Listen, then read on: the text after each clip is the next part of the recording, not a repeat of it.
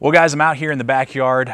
It's been kind of weird here in the Rockies. We've been having a week straight of rain, reminds me of Seattle or something, and we've gotten a small break in the weather, and I just wanted to pop out here real quick and just do kind of a different video here for you. I get a lot of questions a lot of the time. What is my favorite all-time fixed blade, and what's my favorite all-time folder? And I get those questions a lot, so I try to answer that about once a year with a new video, kind of explaining that a little bit, and you know, maybe next year it'll change, but so far to date, I have yet to find a knife that can cover everything, the whole spectrum, from EDC to self-defense to backpacking to food prep to cardboard cutting to harder use tasks, like the Spyderco Manix2 in G10 and the Manix2 lightweight.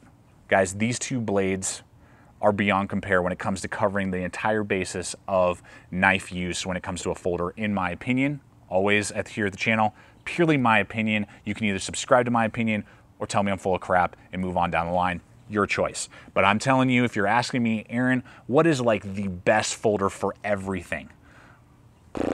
Guys, I always come back to these two blades. I've yet to find a knife that gives me options in steels and handle designs and blade coatings, but also in performance and just how Spyderco set this up.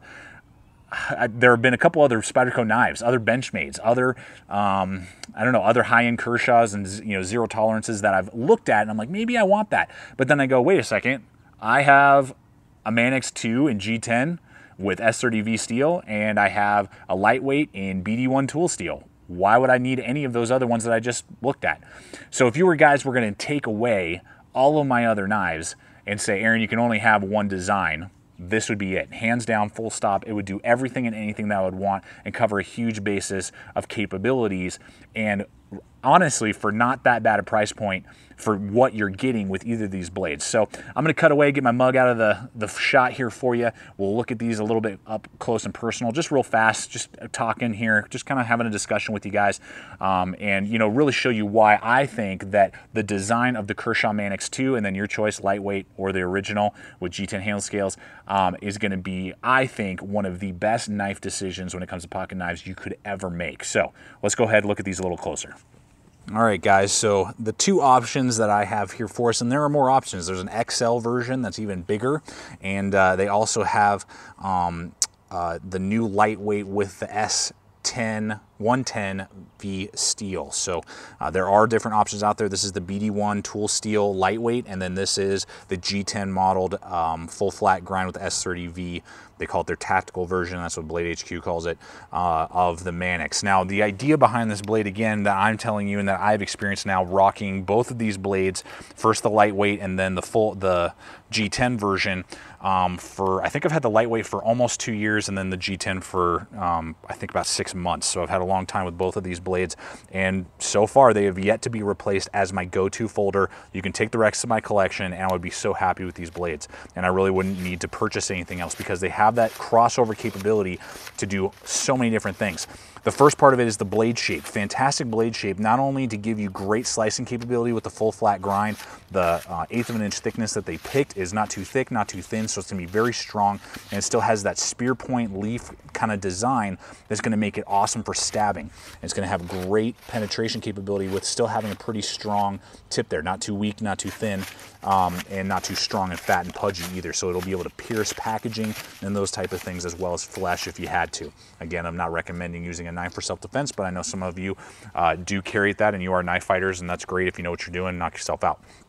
The size as well. The total length from the handle to the tip on both of these, 3.3 inches, is perfect size, I think. It's not too big to where it starts to become cumbersome and you can't do the finer EDC task, but it's not too small to not have very good reach. You're getting that perfect kind of duality, I think. Then they give you that great finger choil, so you're going to be able to choke up if you want to for the finer detailed tasks, and just how the handles have been set up just lock you into place. There's no uncomfortability. You're getting able to get right up against that edge, but still being nice and safe safe if you need to and get those finer tasks done, or just holding it back here naturally still feels very comfortable. And if you are doing those stabbing tasks, you got that good jimping right there, and then you got that really deep lockup as well for both of these blades. So I mean, that is phenomenal. And then the handle itself is just so large, which really makes it, you know, fill out your hand. I wear large size gloves. You can see there I got plenty of room to spare. And then particularly if I use the finger choil, huge amount on both of these knives. So guys, that as well as the locking mechanism, their ball bearing kind of design is fantastic. I love it a lot. Some things to note: you can easily flip it open, work it. One thing, and particularly with mine, is the G10 model wants to kind of catch right there, and I kind of have to tap it into place each time. And my BD1 tool steel lightweight one is that's not the case. It moves so fast. I can even do it one-handed. The ball bearing is a little easier for me to work with. I mean, it's just a lot easier setup for me when I'm using the lightweight one over the G10 model. The G10 model feels a lot better in my hand. It's a little more solid. You're looking at about 3 ounces with the lightweight. You're looking at about 4.5 with the G10 model. So those are some differences there as well when you're choosing your blade. Pocket clip is something else to consider as well. On the lightweight, you're getting that paper clip design, very deep ride and very unobtrusive. Almost can't even tell you're carrying a pocket knife. With the lightweight, you are getting the stronger clip, and it's a little bit, I don't know, maybe more durable, but it is going to have a higher ride in the pocket. Some of you like that, some of you don't, and it will be more noticeable depending on the pair of pants you're wearing, that people will know that that's in your pocket, as well as the G10. The G10 is going to thrash your pocket a little bit more. The glass reinforced nylon version on the lightweight or fiberglass, whatever they're using, has a Spyderco logo right there that will keep good retention and won't want to fall out of your pocket, but it's never going to thrash your pocket. The lightweight has never damaged any of my pockets whatsoever, and the G10 version, though not super aggressive, will start to do over time some damage to your pockets when you are carrying a Manix. All right, guys, the final thing as we get close to kind of wrapping up this discussion and just kind of showing you again my top folders of all time to date in 2015 are the Manix line and the Manix2 lightweight and the Manix G10. These two are fantastic blades. Price points, you're looking at the original lightweight with the BD1 tool steel anywhere between 75 and 80 bucks. And you're looking at the G10 with S30V, you're looking at right around $100 to $105. So there is a little bit of a price point difference there. Some of that's the quality of the steel, and that's what I want to kind of hit on last, because I know now some of you are going to probably be asking, okay, but between the two, what would you take? If I could only have one of these two knives, which one would I keep? Which one would I let go?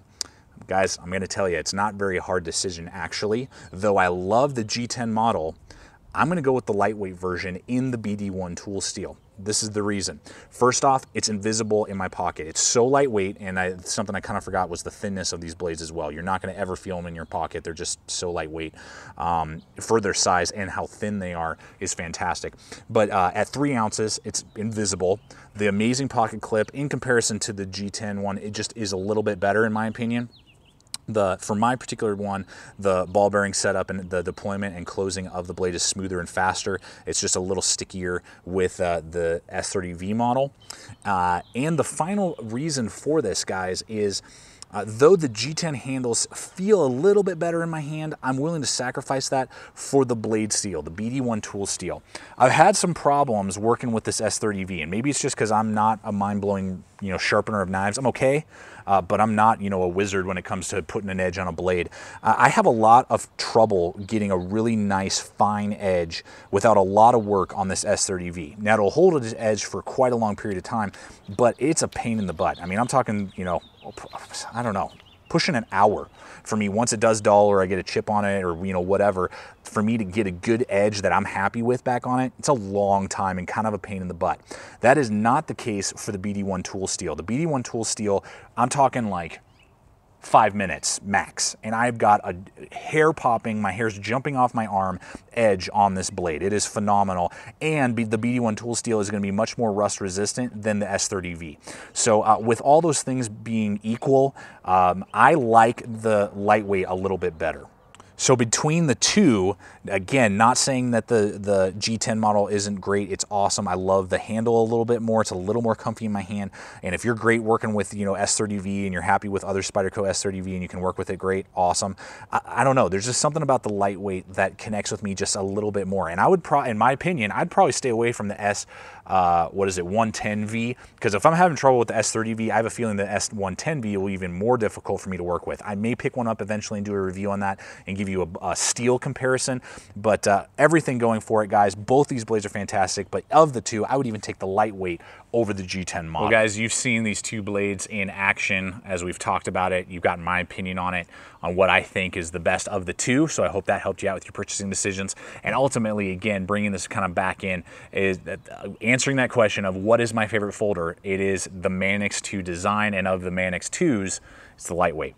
So, man, I feel like a outlaw here. Doc Holliday, I'm right here for you, Huckleberry. Anyway, having a little fun out here. Been trapped inside for a week, and it's nice to be out here with you guys. Anyway, guys, yeah, there are other knives out there. There might be better tactical knives. There might be better EDC knives. But when you're talking about a knife that can do it all, from the harder use tasks to backpacking to camping to possibly self-defense to EDC, I don't know of another knife that I've reviewed to date that can do what these blades can do, guys. So I would highly recommend it. If you've been thinking about checking out Manix, do it. You will not regret it. I've owned so many folders, and these are my blades. These are my babies. These are the ones that I would pick over any other ones in my collection or other ones that we've reviewed to date. Take the rest. I'll keep these, and of these, I'll keep the lightweight even more. So, guys, I really hope that this video has helped you out with your purchasing decisions.